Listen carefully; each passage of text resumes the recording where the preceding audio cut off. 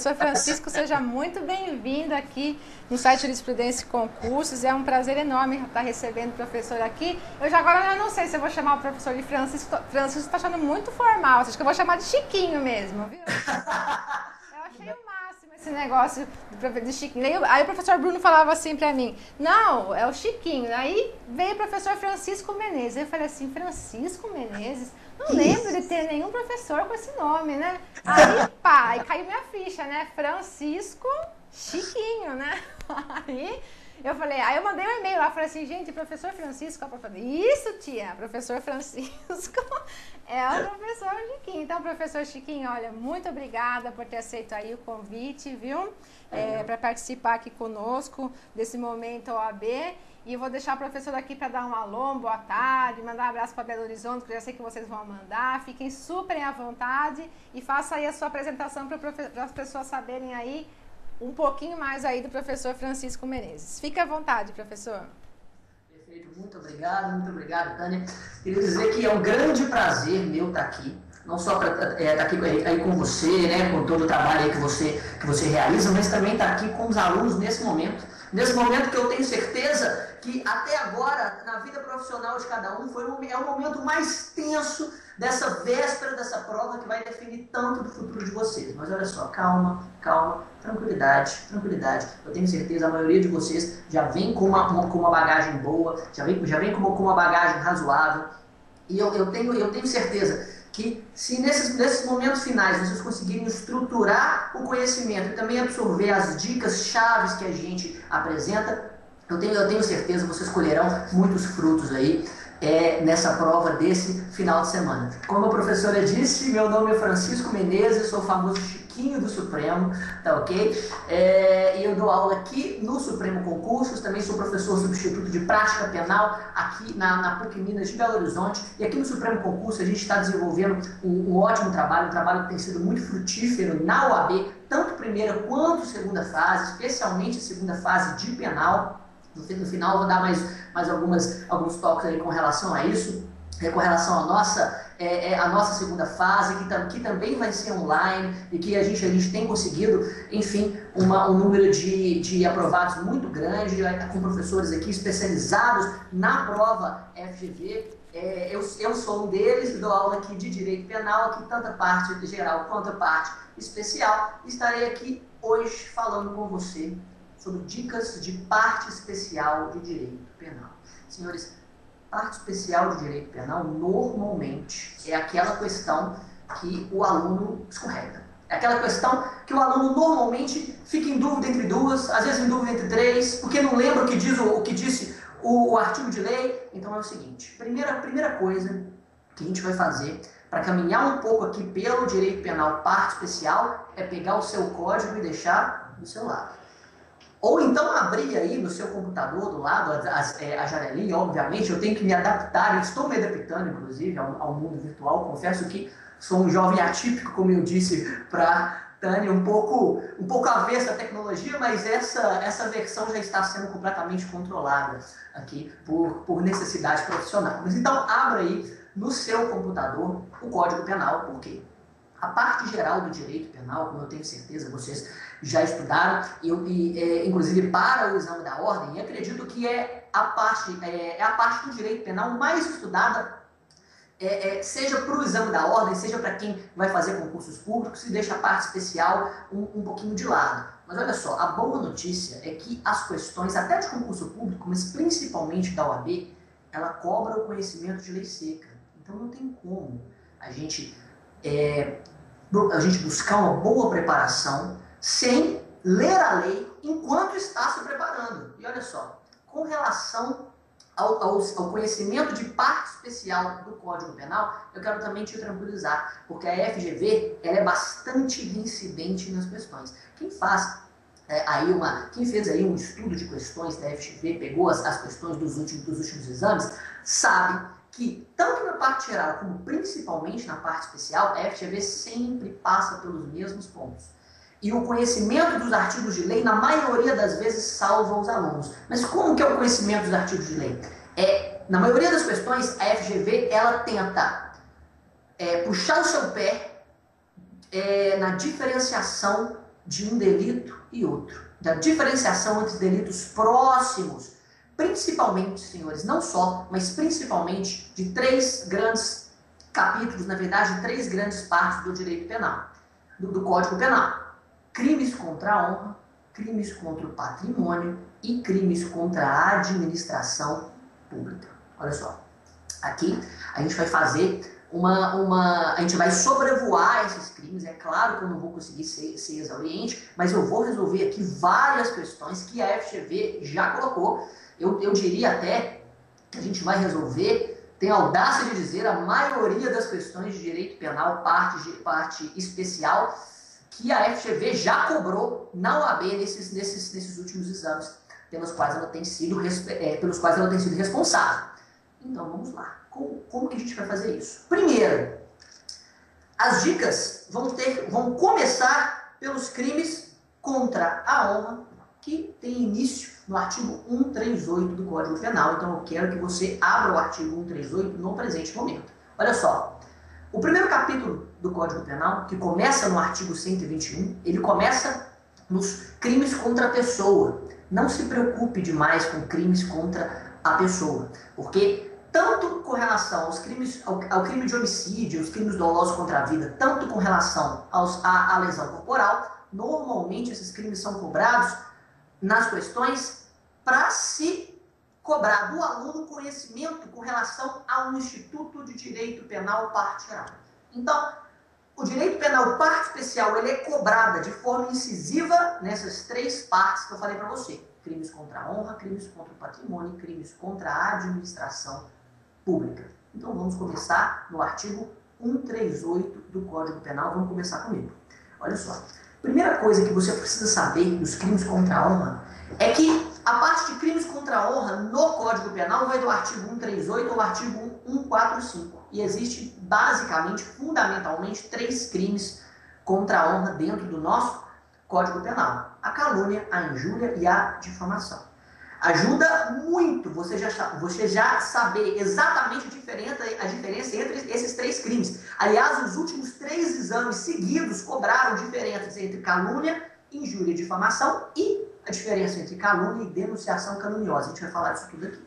Então, primeiro, vamos diferenciar esses três crimes, mas quando eu falar da calúnia, eu vou puxar o gancho para poder falar da denunciação caluniosa, que é um crime muito semelhante, mas muito mais complexo do que a calúnia. A FGV já cobrou duas vezes a diferenciação, duas vezes, em duas provas distintas. Foi até uma prova seguida da outra. Depois a gente fala de difamação, injúria e rapidamente sobre alguns institutos, como a exceção da verdade, enfim, alguns institutos dos crimes contra a honra, e já passa para dar algumas dicas de crimes contra o patrimônio. Vamos lá. O artigo 138 do Código Penal fala sobre o crime de calúnia. E o que é caluniar? Lê aqui comigo o artigo 138, ele fala o seguinte: calúnia, caluniar alguém imputando-lhe falsamente fato definido como crime, detenção de 6 meses a 2 anos e multa. Primeira coisa que você tem que saber, senhores, é que o crime de calúnia consiste em imputar um fato específico falsamente. E este fato específico deve ser classificado como crime. E a imputação deve ser feita a alguém. Ou seja, imputar falsamente um fato específico conhecido como crime a alguém consiste no delito de calúnia. Já vai algumas observações. Olha só. Primeiro, o fato deve ser específico. Veja bem, se eu xingo uma pessoa, se eu digo que uma pessoa é um ladrão, eu não estou praticando o delito de calúnia. Não, mas espera aí, o furto é crime. Não. Mas o artigo 138, ele só se satisfaz com um fato específico. Se eu falo que um político é corrupto, eu não pratico o crime de calúnia, eu pratico o crime de injúria ou até de desacato, dependendo da situação. Mas veja bem, para eu praticar crime de calúnia, eu tenho que imputar um fato específico conhecido como crime a alguém. Eu não posso dizer que a pessoa é um ladrão, eu tenho que dizer que ele furtou o meu carro. Fato específico. Veja bem, se esse fato for falso e eu souber disso, o crime é de calúnia. E o fato pode ser falso porque ele nunca aconteceu, ou o fato pode ser falso porque eu sei que a pessoa não foi a o agente que praticou esse crime. Tudo bem? Esse é o crime de calúnia. Já vamos puxar o gancho, vamos diferenciar para o crime de denunciação caluniosa? Vai comigo, acompanha comigo no artigo 339 do Código Penal. Artigo 339 do Código Penal, denunciação caluniosa.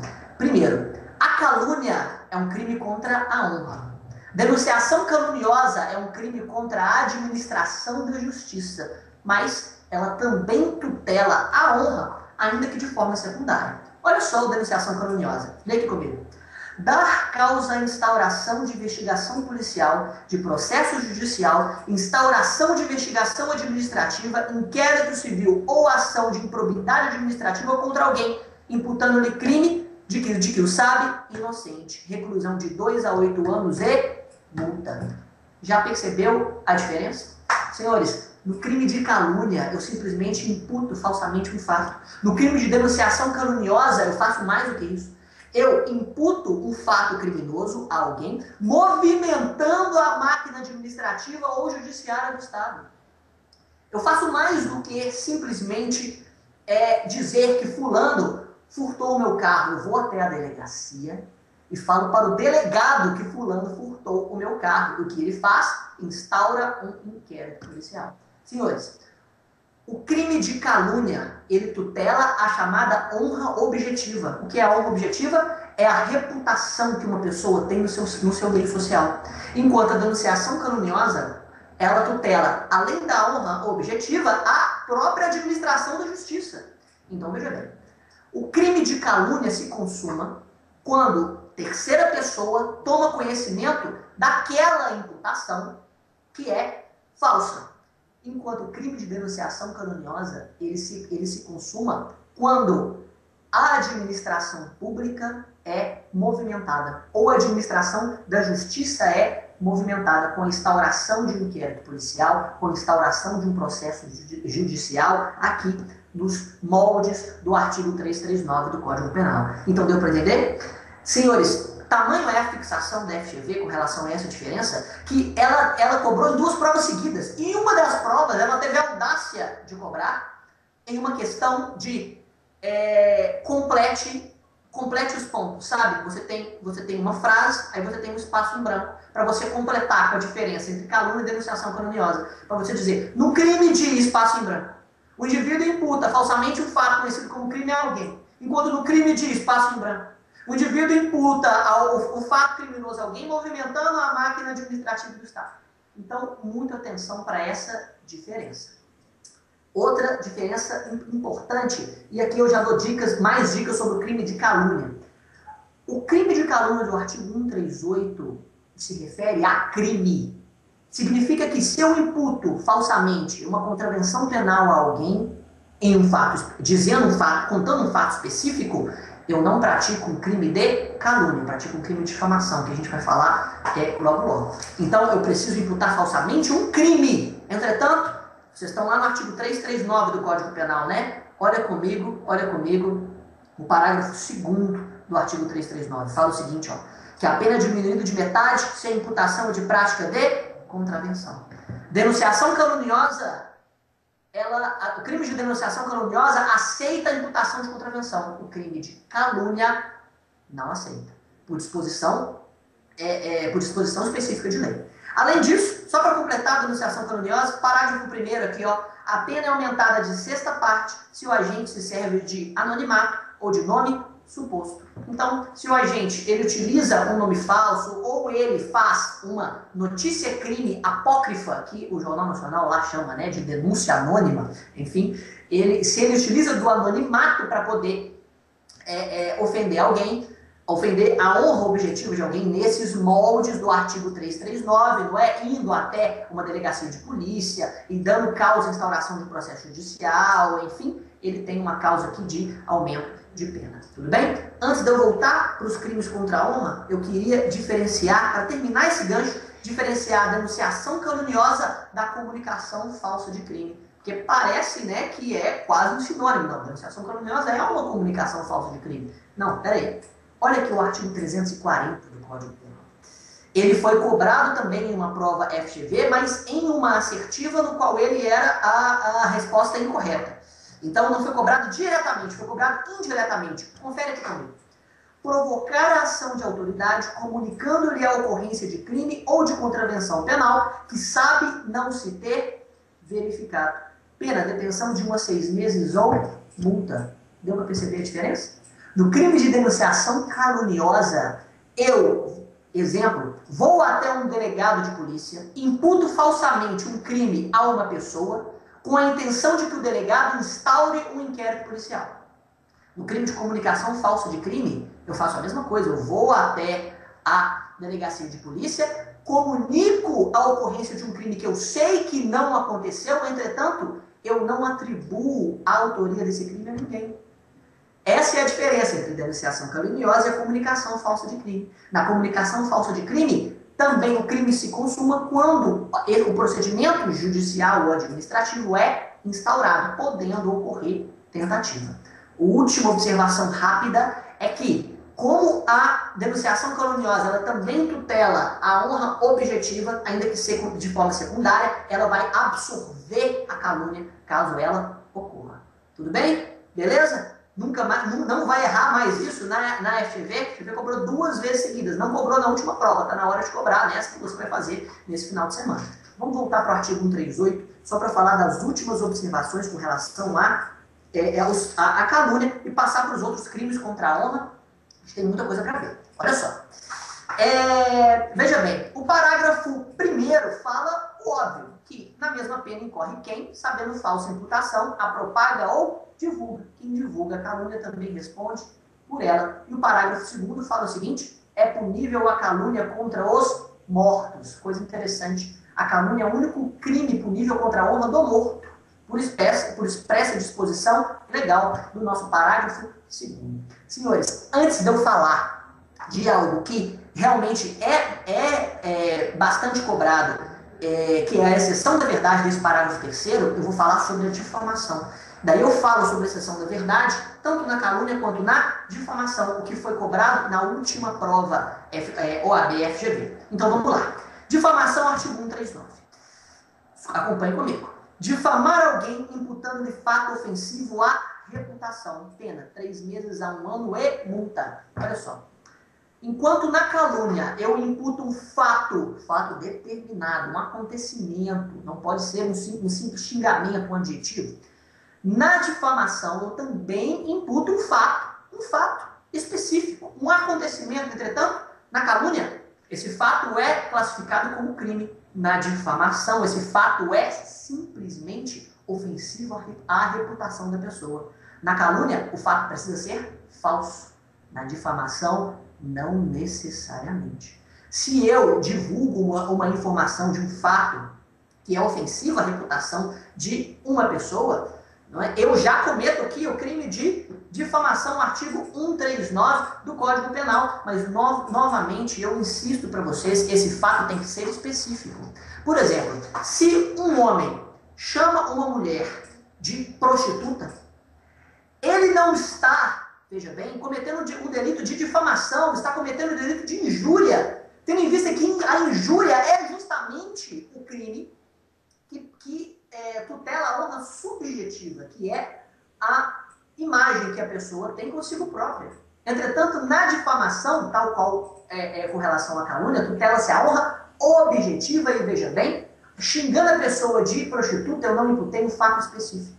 Não, entretanto, se eu digo que tal pessoa se prostitui em tal lugar, em tal dia da semana, veja bem, eu já tenho um crime de difamação, ok? Porque eu coloquei em um fato específico e fato este que não precisa ser falso, ao contrário da calúnia.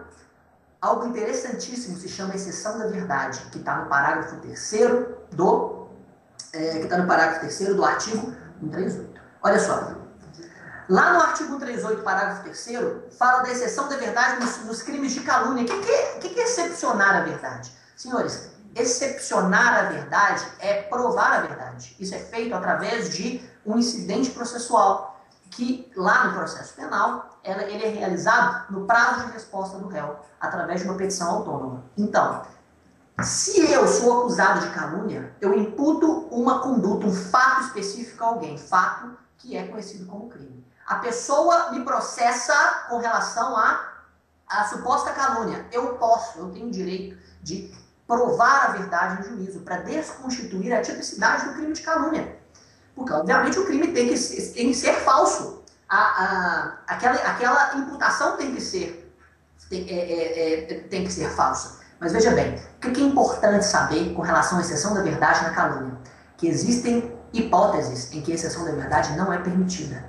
Isso é extremamente cobrado em prova. Olha só o parágrafo 3º, acompanhe comigo. Inciso 1, parágrafo 3º. Admite-se a prova da verdade salvo. Inciso 1. Se constituindo o fato imputado crime de ação privada, o ofendido não foi condenado por sentença irrecorrível. Como assim? Não consegui entender. Muito simples. Olha só.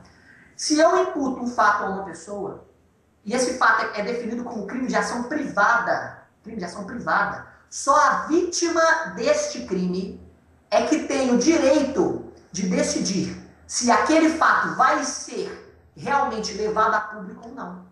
Então, senhores, eu só posso imputar uma conduta conhecida como fato, definida como ação penal privada, definida como crime de ação penal privada, se a vítima já tiver buscado a condenação definitiva do réu. Caso contrário, eu não posso imputar esse crime, mesmo se eu tiver prova da verdade. Então, a exceção da verdade está proibida pelo parágrafo 3º, inciso 1. O exemplo que eu sempre costumo dar em aula é o crime de estupro, na época em que ele era de ação penal privada. Hoje não, hoje ele é de ação penal pública, condicionado ou incondicionado a depender da vítima. Está lá no artigo 225 do Código Penal. Mas antes, ele era, quando não tinha violência real, ele era de ação penal privada, via de regra. Então, teoricamente, se uma pessoa tiver provas de que ocorreu um estupro, ele não pode imputar esse estupro a seu suposto agente, se a vítima não quiser publicar, levar a público esse fato. E como ela faz isso? Buscando a sua condenação definitiva no processo penal, através de queixa-crime, levando o processo até o fim. Então, nos crimes de ação penal privada, só se isso tiver ocorrido, eu posso me utilizar da exceção da verdade. O inciso 2 diz: se o fato é imputado a qualquer das pessoas indicadas no inciso 1 do artigo 141, senhores, presidente da República, o chefe de governo estrangeiro, eu não posso excepcionar a verdade com relação a essas pessoas. Né? Não tem muita lógica, é só decorar. Né? Estado democrático de direito vai para o espaço. O inciso 3 diz: se do crime imputado, embora de ação pública, o ofendido foi absolvido por sentença irrecorrível. Óbvio, se o indivíduo já tiver sido absolvido por sentença transitada em julgado, é claro que eu não posso sair imputando aquele crime, mesmo se eu tiver prova, porque no Brasil não existe a revisão criminal pro societate, ou seja, não existe uma espécie de o que seria uma ação rescisória no processo penal em favor do Ministério Público. Não, só existe em favor do réu. Então, a exceção da verdade nesse caso também está impossível. Agora, olha só que coisa interessante que a FGV cobrou na última prova aí de OAB primeira etapa. Na difamação, é possível a exceção da verdade ou não? Via de regra, não, porque o fato não precisa ser falso para que a difamação esteja consumada. Entretanto, olha só o que diz o parágrafo único do artigo 139. A exceção da verdade somente se admite se o ofendido é funcionário público e a ofensa é relativa ao exercício de suas funções. Isso, senhores, porque se tiver alguma coisa que desabona a reputação do funcionário público com relação às suas funções, a administração pública tem interesse de saber. Então, com relação a isso, você pode excepcionar a verdade. Somente quando a difamação diz respeito ao exercício da função de um funcionário público é que a exceção da verdade é permitida. E olha só que interessante a questão FGV da última prova. A questão sobre crimes contra a honra descrevia um determinado fato. Uma mulher que era funcionária pública estava traindo seu marido com o chefe da sua repartição. Esse fato foi descoberto e foi colocado a público por um dos indivíduos. O indivíduo imputou esse fato específico a ela para a terceira pessoa, consumando, teoricamente, o crime de difamação. Aí você, na questão, tinha que dizer, primeiro, qual o crime era e, segundo, se cabia ou não a exceção da verdade. Nesse caso, senhores, o crime era de difamação e não cabe a exceção da verdade, porque não diz respeito às funções desta funcionária pública. O fato dela estar dormindo ou não com o chefe, a administração pública, assim, com relação a isso, a administração pública não está nem aí. Então, obviamente, difamação não cabe a exceção da verdade. Muito cuidado com esses artigos. A FGV adora isso tudo que a gente falou. Tanto com relação à diferença daquele crime de denunciação caluniosa, quanto para todos esses aspectos da exceção da verdade.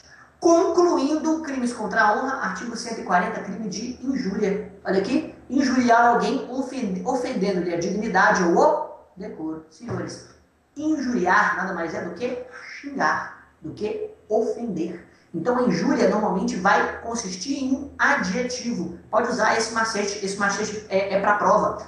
Mesmo que o adjetivo implique em um fato, se for só o adjetivo, é só crime de injúria. Tudo bem? E esse é o macete que você tem que utilizar para diferenciar esses crimes contra a administração, contra a honra. Lembrando também algo muito relevante. O parágrafo 2º do artigo 140 fala do que nossa doutrina chama de injúria real. Olha aqui. Se a injúria consiste em violência ou vias de fato que, por sua natureza ou pelo meio empregado, se considera aviltantes, ou seja, aquela violência que é utilizada para ofender, o tapa no rosto, e, enfim, é aquela violência que só é utilizada para menosprezar a vítima.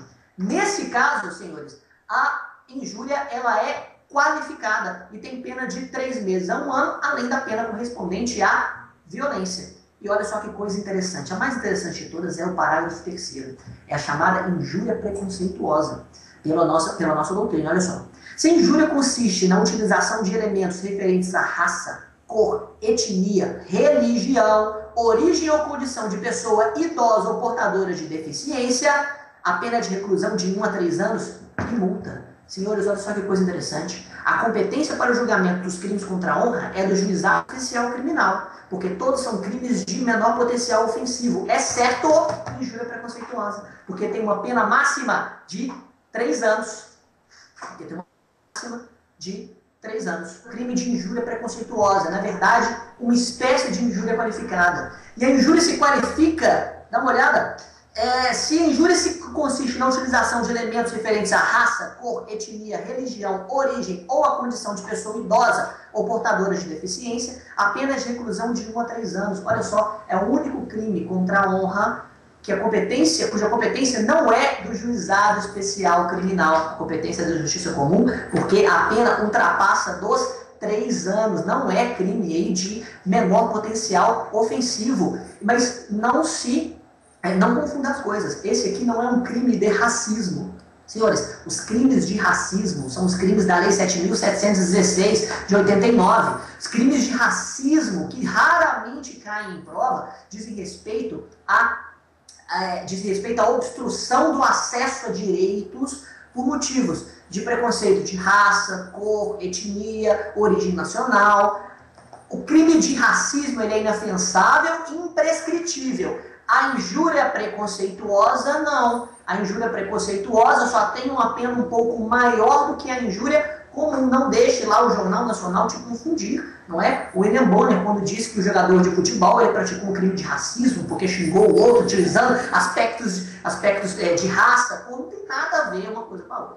Tudo bem? Beleza? Mas a competência vai ser da justiça comum. Tranquilo? Então, veja bem, senhores, ainda com relação ao crime contra a honra, eu queria dizer rapidamente para vocês que os crimes contra a honra, via de regra, são crimes de ação penal privada. Mas cuidado.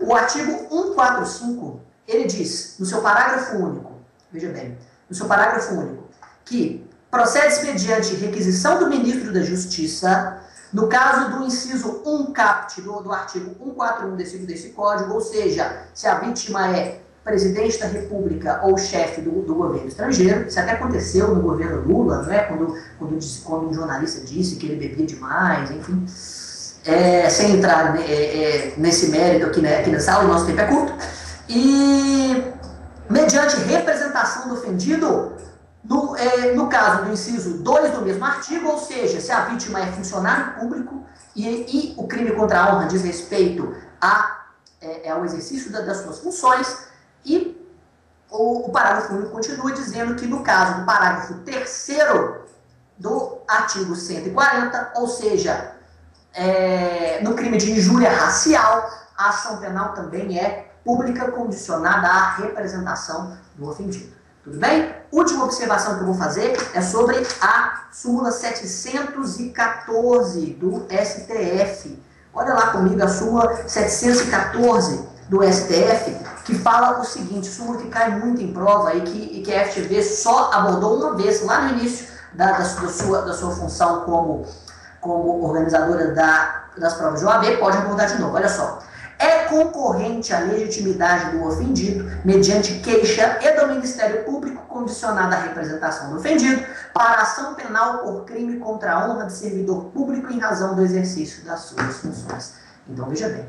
Se a vítima é funcionário público e o crime contra a honra diz respeito ao exercício das suas funções, o funcionário tem que escolher se ele vai ajuizar uma queixa-crime através de advogado ou se ele vai representar para o Ministério Público. Se ele escolher a queixa-crime, a ação será privada e seguirá todas as particularidades da ação penal privada. Se escolher por representar, a ação será pública condicionada e seguirá todas as particularidades da ação pública condicionada à representação. Beleza? Tranquilo? Essas são as dicas, todas as peculiaridades que a FGV já cobrou com relação a crimes contra a honra. Espero que cobre de novo na sua prova. Senhores, crimes contra o patrimônio, rapidamente, é o nosso próximo tema. Sobre os crimes contra o patrimônio, a FGV também costuma ser cirúrgica. Ela costuma cobrar algumas coisas interessantes que eu gostaria aqui de falar com vocês. Eu vou falar com vocês basicamente sobre o crime de estelionato do artigo 171, mas antes eu volto um pouco para o primeiro dos crimes contra o patrimônio, para o crime de furto, do artigo 55. Olha só. O crime de furto, artigo 55 diz o seguinte: subtrair para si ou para outro coisa alheia móvel, pena, reclusão de 1 a 4 anos e multa. Senhores, primeira observação rápida é que o parágrafo 3º diz que energia elétrica ou qualquer outra energia que tenha valor econômico pode ser considerada coisa móvel para a consumação do furto. Então, o famoso gato é crime de furto de energia elétrica, mas muito cuidado. Muito cuidado, aqui que eu faço toque com relação ao estelionato. Se o indivíduo, se o indivíduo subtrai a energia elétrica do vizinho, nós temos furto de energia elétrica. Entretanto, se ele altera o medidor de energia elétrica para ludibriar a empresa fornecedora para pagar uma conta menor, o crime é de estelionato. O crime é esse que a gente vai estudar um pouquinho mais agora mesmo. Mas só mais uma observação com relação ao furto. Senhores, se a pretensão de buscar aquele patrimônio for lícita, o crime não é crime de furto. O crime é do artigo 345, exercício arbitrário das próprias razões. Mas o que é pretensão lícita? Vamos imaginar, olha a questão que confunde o aluno. Vamos imaginar que o indivíduo o indivíduo A tem uma dívida para com o indivíduo B, uma dívida de R$ 1.500.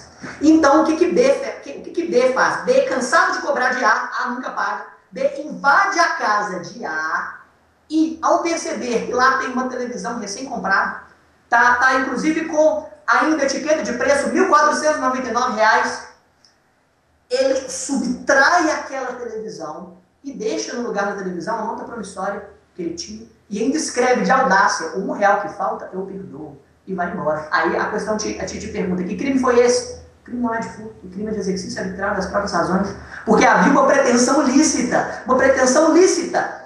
que era uma pretensão patrimonial lícita. A pretensão patrimonial lícita vai desvirtuar os crimes contra o patrimônio. Lá no artigo 345 está dizendo: o crime é fazer justiça com as próprias mãos, ou seja, não utilizar dos meios devidos não utilizar do processo civil, não utilizar dos canais próprios para cobrar uma dívida patrimonial, por exemplo. Se valer disso e cobrar essa dívida através da subtração. O crime é do artigo 345, não é do artigo 155.